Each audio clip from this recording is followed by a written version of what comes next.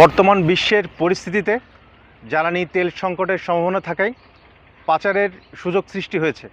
এ লক্ষ্যে আমরা সীমান্তে গোয়েন্দা নজরদারি বৃদ্ধি করেছি। এরই সাথে সাথে আমরা যে সকল স্থান দিয়ে এই জ্বালানি তেল পাচার হতে পারে সে সকল স্থানে আমরা কিন্তু চেকপয়েন্ট স্থাপন করেছি। এছাড়াও আমরা সীমান্তবর্তী এলাকার মানুষদেরকে সচেতনতা বৃদ্ধির লক্ষ্যে সোশ্যাল অ্যাওয়ারনেস প্রোগ্রাম করছি। এছাড়াও আমাদের কাস্টমস কর্তৃপক্ষের সাথে নিয়ে এবং আমাদের অন্যান্য আইন শৃঙ্খলা রক্ষাকারী বাহিনী যারা আছে তাদেরকে সাথে নিয়ে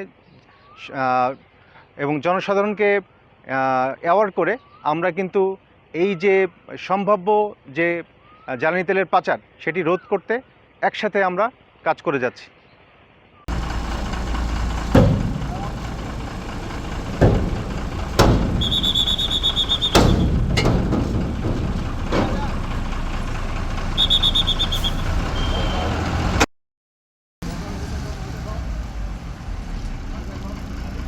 দেখো ভিতরে দেখো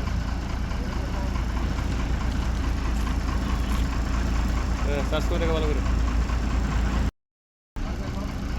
কিছু দেখো ভিতরে দেখো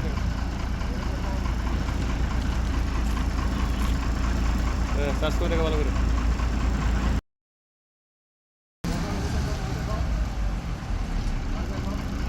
কিছু দেখো ভিতরে দেখো